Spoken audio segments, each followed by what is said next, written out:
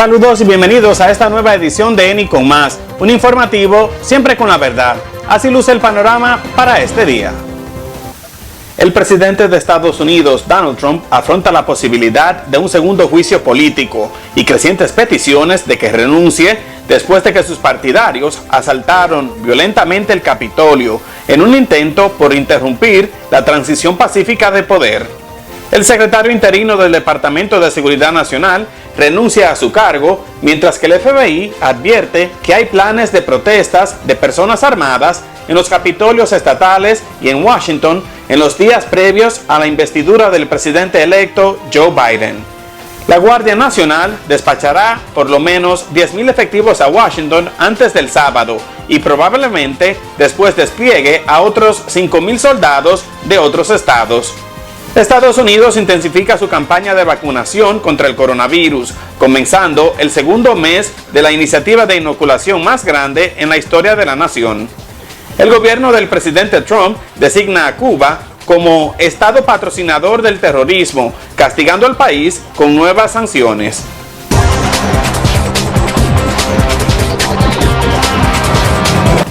Gracias por su sintonía. En Estados Unidos, la Cámara de Representantes debate la aprobación de una resolución que exige al vicepresidente Mike Pence y al gabinete el uso de la 25ª enmienda de la Constitución para declarar al presidente Donald Trump no apto para ejercer el cargo. Invocar la enmienda 25 no es suficiente, porque se necesita la ayuda del vicepresidente del mismo gabinete del presidente. Sin embargo, lo más probable es que Pence se niegue a tomar ese paso y que la Cámara Baja empiece el miércoles a debatir los artículos para un segundo juicio político contra Trump por incitación a la insurrección. Esto se produciría exactamente una semana antes de la toma de posesión del nuevo presidente electo, el demócrata Joe Biden, y una semana después del brutal asalto a la sede del Congreso estadounidense. De concretarse esos pasos, Trump sería el primer mandatario en la historia de la nación en ser impugnado 2 veces por el Congreso. Trump aún no ha aceptado responsabilidad alguna por haber fomentado los violentos disturbios al Capitolio y declaró el martes que las gestiones de los demócratas para someterlo a un nuevo juicio político simplemente causarían más enojos, pero que él no está a favor de la violencia. As far as this is concerned, we want no violence, never violence. We want absolutely no violence. And on the impeachment, it's really a continuation. Realmente es algo terrible lo que están haciendo. Si continúan por ese camino, es algo que creo está causando gran peligro para nuestro país y está causando un enorme enojo. No queremos violencia, nada de violencia, dijo Trump durante una conversación con reporteros durante su viaje a Texas para visitar el muro en la frontera con México.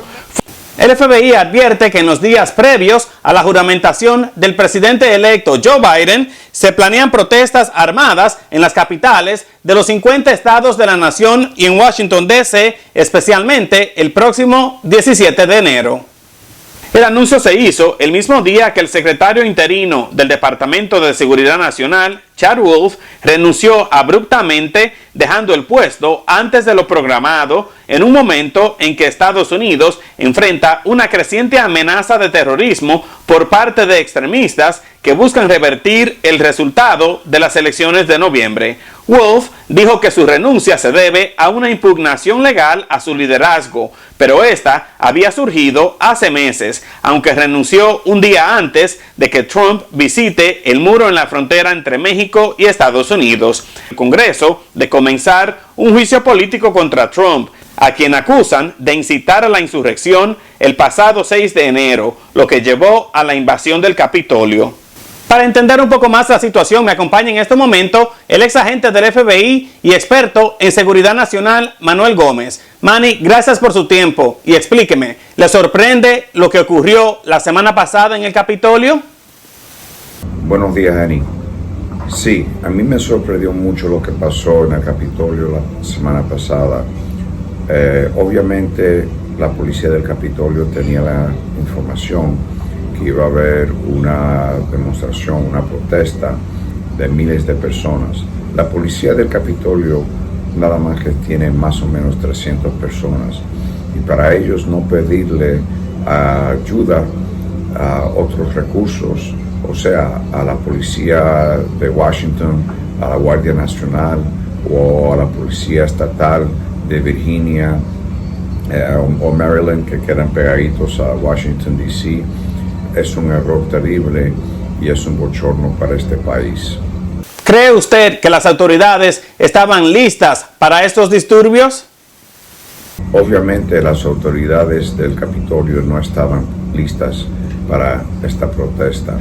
No tenían los suficientes números de policías, no tenían los recursos necesarios para una protesta tan agresiva y tan violenta, y no tenían un plan y no tenían ningún líder para implementar ese plan.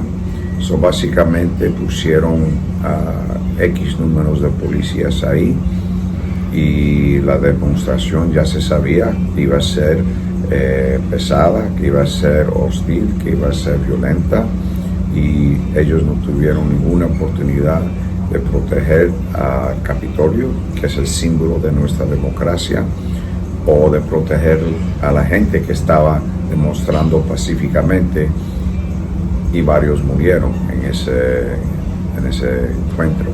So, no había ninguna preparación, no había ningún plan y no había ningún liderato que podía haber hecho algo diferente como eventualmente lo hicieron.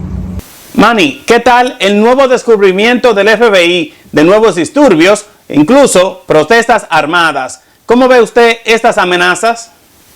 Cuando el FBI sale con información básicamente diciendo que de aquí hasta la inauguración definitivamente van a haber muchas protestas, es porque están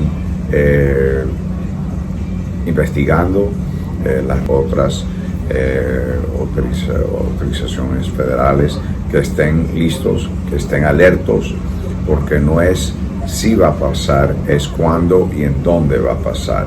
So, definitivamente esto es lo que llaman actionable information, información que es accionable y que deberían tener mucha precaución y cautela con esta información, porque obviamente ellos saben algo que va a pasar.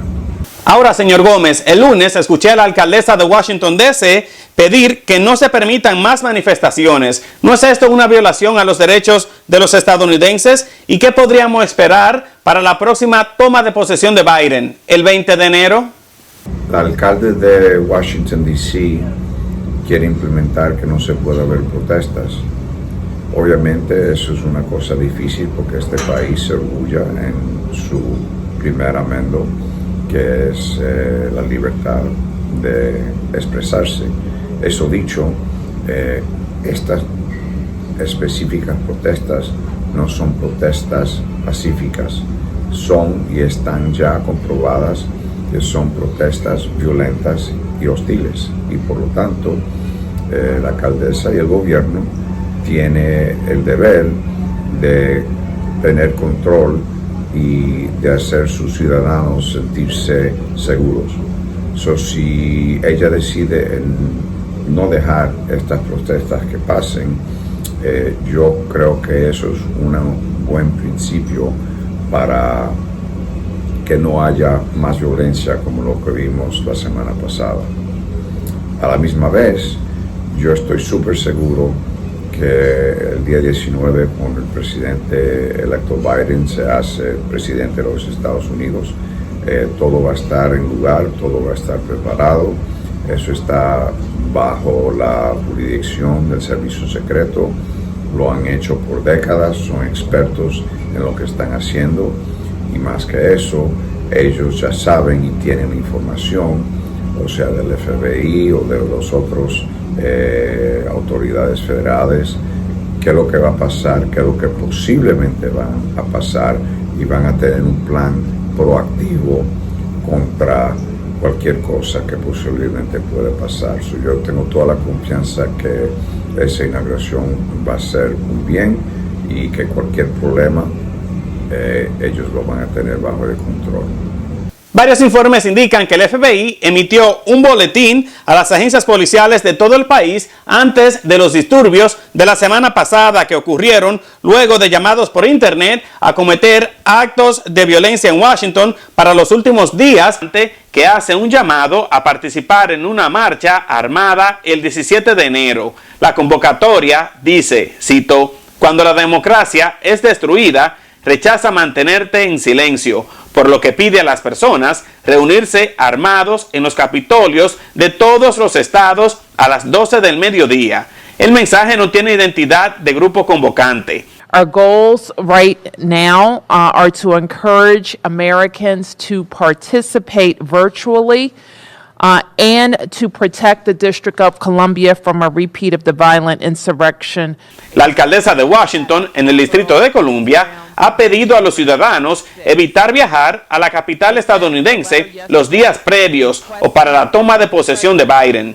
Muriel Bowser también pidió al Departamento de Seguridad Nacional establecer un plan de seguridad y despliegue de fuerzas federales. A raíz del trágico hecho de la semana pasada y antes de su renuncia, el secretario Chad Wolf dijo que ha dado instrucciones al servicio secreto de comenzar el evento especial de seguridad nacional el miércoles 13 de enero en vez del 19 de enero y que las agencias federales, estatales y locales continuarán coordinando sus planes y destinando los recursos para este importante evento. El presidente Trump aprobó una declaración de emergencia para Washington, D.C. y ordenó asistencia federal para vigilar la ciudad ante posibles manifestaciones violentas. Para poder paliar la situación, la Guardia Nacional de los Estados Unidos anunció el despliegue de unos 10,000 efectivos de aquí al sábado y posiblemente después llame a otros 5,000 soldados de otros estados. Actualmente hay unos 6,200 soldados de la Guardia Nacional de 6 estados en Washington. El envío de refuerzos ocurre en medio de amenazas de violencia durante la toma de posesión del presidente electo Biden para el próximo 20 de enero. El general del ejército, Daniel Hokanson, comandante de la Guardia Nacional, indicó a reporteros que tiene autoridad para traer a 15,000 efectivos. Hokanson aclaró que la cantidad de soldados despachados podría variar dependiendo de las solicitudes del servicio secreto, la policía de parques y la policía del Capitolio. Sin embargo, han surgido quejas de que la Guardia Nacional no estaba preparada para enfrentar a la turba que asaltó al Capitolio. 2 agentes de la policía del Capitolio fueron suspendidos por su comportamiento durante el asalto de simpatizantes de Trump la semana pasada. Uno de los policías sancionados aceptó tomarse una selfie con uno de los insurgentes y el otro se puso una gorra de Make America Great Again. Investiga la presunta participación de algunos de sus miembros en estos disturbios.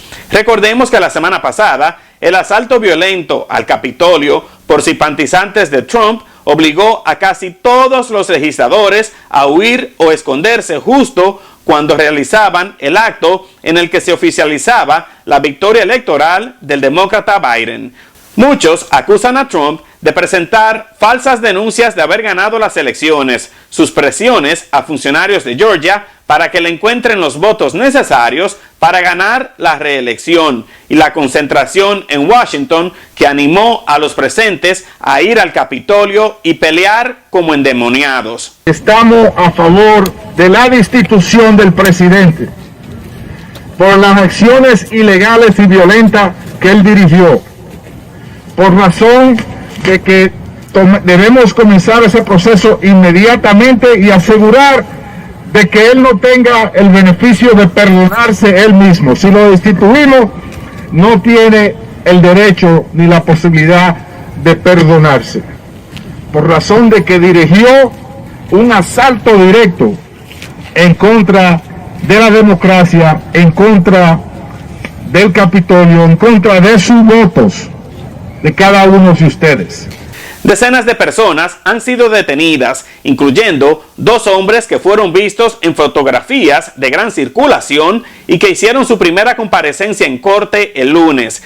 Jacob Chansley, que vestía pelaje y cuernos distintivos, y Adam Johnson, quien fue visto portando un atril. Ambos enfrentan cargos criminales de entrada violenta y conducta desordenada en el Capitolio. Recientemente, el secretario Wolf y otros altos funcionarios de la administración Trump renunciaron a sus cargos, disgustados por el papel del presidente Trump en incitar a esta turba a que allanara el Capitolio Federal, basándose en sus afirmaciones falsas de que los comicios fueron fraudulentos. La Casa Blanca no ha hecho comentarios al respecto. The violence we saw yesterday at our nation's capital was appalling, reprehensible, and antithetical to the American way. We condemn it, the President and this administration, in the strongest possible terms.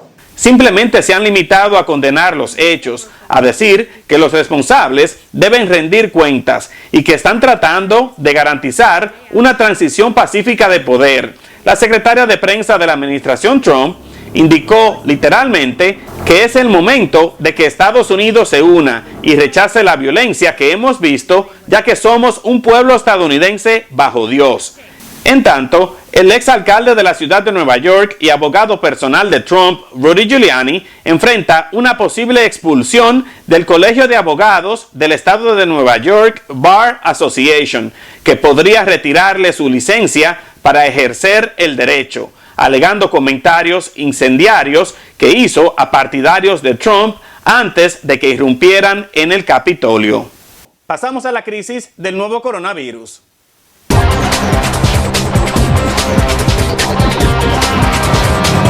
En Estados Unidos, 2 legisladoras contrajeron el COVID-19 durante el asalto al Capitolio la semana pasada. Las representantes demócratas Pramila Jayapal del estado de Washington y Bonnie Watson Coleman de Nueva Jersey dieron positivo a las pruebas y ahora están en cuarentena.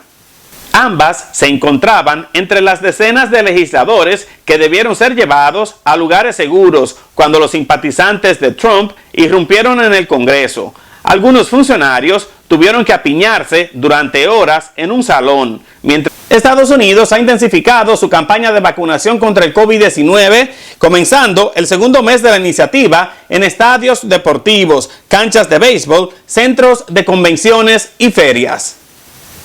Tras un lento comienzo en que se vacunaron solo profesionales de la salud y residentes de asilos para ancianos, los estados ahora avanzan en una segunda fase, incluso antes de terminar la primera, vacunando a ancianos, maestros, choferes de autobuses, policías, bomberos y pacientes con enfermedades crónicas. El gobierno federal ha pedido a los estados que aceleren la entrega de vacunas contra el COVID-19 para personas mayores de 65 años de edad y otros sectores de alto riesgo al no seguir reteniendo la segunda de las 2 dosis. Según los Centros para el Control y la Prevención de Enfermedades, el 85% de la población tendría que ser vacunada para lograr una inmunidad colectiva capaz de derrotar a la pandemia del nuevo coronavirus. El gobierno también busca ampliar la cantidad de sitios donde la gente puede vacunarse, al incorporar centros de salud comunitarios y farmacias.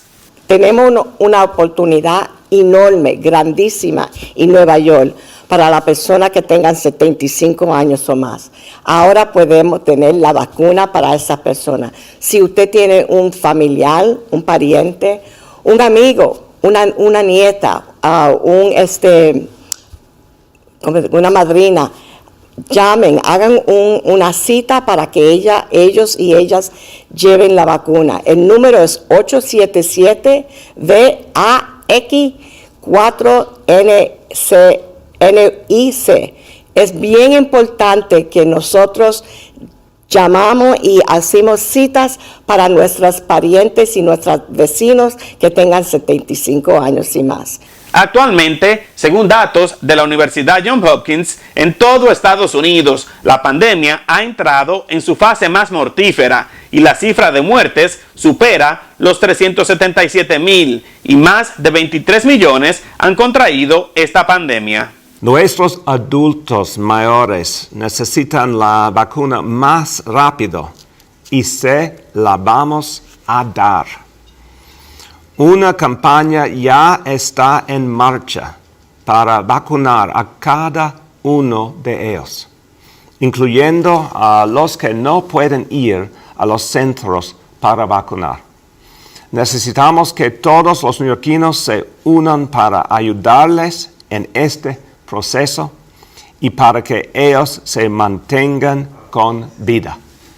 Entre tanto, en Gran Bretaña, donde una variante del virus está esparciéndose y causando más muertes, fueron inauguradas 7 nuevas instalaciones para poder implementar la vacuna, entre ellas en el Centro de Convenciones Excel en Londres, un autódromo en Surrey y un complejo de canchas de tenis y fútbol en Manchester. A nivel mundial, más de 91 millones de personas han dado positivo al COVID-19 y casi 2 millones han muerto por esta pandemia, que ha traído consigo graves secuelas económicas.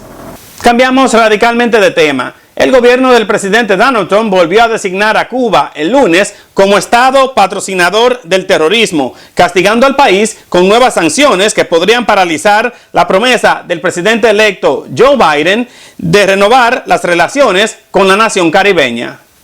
El secretario de Estado, Mike Pompeo, anunció la medida sustentada en que Cuba sigue albergando a fugitivos estadounidenses, se niega a extraditar a un grupo de guerrilleros colombianos y apoya al presidente venezolano Nicolás Maduro.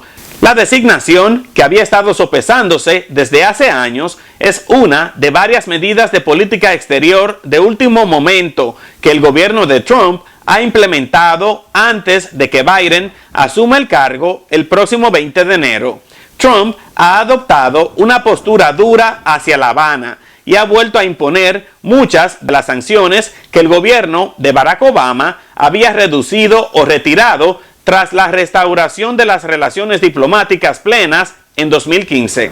Además de criticar a Cuba por su apoyo a Maduro, el gobierno de Trump también ha insinuado que el gobierno cubano podría haber perpetrado o permitido unos supuestos ataques sónicos que causaron lesiones cerebrales a decenas de diplomáticos estadounidenses a finales de 2016. Sin embargo, pocos aliados de Estados Unidos creen que Cuba sigue siendo un patrocinador del terrorismo y rechazan rotundamente las afirmaciones estadounidenses de que las autoridades cubanas están financiando o planeando ataques terroristas internacionales. Como resultado de la medida del lunes, se prohibirán la mayoría de los viajes de Estados Unidos a Cuba, así como el envío de remesas hacia la isla de parte de familiares en territorio estadounidense, una fuente significativa de ingresos para el empobrecido país caribeño, pero el mayor impacto probablemente será diplomático. Al expresar su repudio a las acusaciones, el presidente cubano Miguel Díaz-Canel dijo que la isla era víctima de terrorismo y puso como ejemplo un ataque armado contra la embajada cubana en Washington ocurrido en abril del año pasado. En México, una serie de largas balaceras en el estado de Guanajuato derivaron en la muerte de 9 sicarios y un policía estatal. Según las autoridades, los tiroteos en la región centro-norte del estado, la más violenta actualmente en el país azteca, comenzaron antes del amanecer en la localidad de Santa Rosa de Lima, donde hombres armados del cártel Jalisco Nueva Generación atacaron a rivales del cártel Santa Rosa de Lima. La policía estatal, soldados y agentes de la Guardia Nacional respondieron a los llamados de que había hombres armados en la zona. Las 3 fuerzas fueron atacadas por individuos fuertemente armados en furgonetas, SUVs y camionetas tipo pick-up. Las autoridades dicen haber incautado 10 fusiles de asalto, 14 granadas y 30 bombas incendiarias de varios vehículos, donde también encontraron letreros de los narcotraficantes escritos a mano, pero no revelaron qué decían. Miles de personas han muerto en Guanajuato desde que el cártel de Santa Rosa de Lima inició una guerra para enfrentar y desplazar al cártel Jalisco Nueva Generación, el más violento en México en los últimos años, en 2017. Nos vamos a Indonesia, donde buzos de la Armada recuperaron el martes desde el fondo del océano una caja negra del avión que se estrelló en el mar de Java el fin de semana con 62 personas a bordo. Aún no se sabe si la caja negra, que suele ser de un color naranja brillante, era el dispositivo que graba los datos del vuelo o las voces de la cabina. La pieza será entregada al Comité Nacional de Seguridad en el Transporte, que supervisa la investigación del siniestro. Se espera que este dispositivo ayude a los investigadores a determinar qué hizo que el Boeing 737 cayese en picado al océano en medio de las intensas precipitaciones poco después de despegar a la capital Yakarta el sábado. Cabe resaltar que más de 3.600 rescatistas, 13 helicópteros, 54 buques de gran tamaño y 20 embarcaciones más pequeñas registran la zona al norte de Yakarta, donde se estrelló el vuelo 182 y donde se hallaron partes del avión y restos humanos en aguas de 75 pies de profundidad. También en Indonesia, los rescatistas buscan a 26 personas que siguen desaparecidas tras 2 deslaves en una localidad en la provincia de Java Oriental durante el fin de semana. Al menos 13 personas murieron y otras 29 resultaron heridas en los deslaves provocados por las fuertes lluvias caídas el domingo en la aldea de Sihuanjan, en el distrito de Sumedang. Algunas de las víctimas eran rescatistas que trabajaban en la zona tras el primer deslave. Y en España, una buena parte de la nación europea bregaba el martes por regresar a la normalidad tras la nevada récord que arrojó unas 20 pulgadas de nieve, seguida por temperaturas bajísimas que transformaron la nieve caída en planchas del peligroso hielo negro que cubrieron calles y rutas en zonas no habituadas.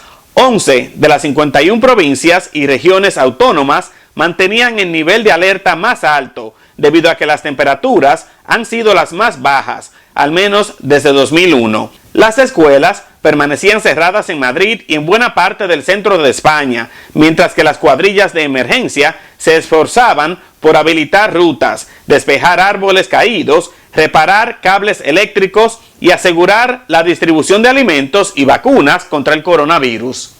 De esta manera terminamos este informativo de ENI con Más, agradeciéndoles su tiempo y su confianza, invitándolos a que me sigan en todas las redes sociales. No se olviden de inscribirse a este canal en YouTube, de darle like a este video y de compartirlo.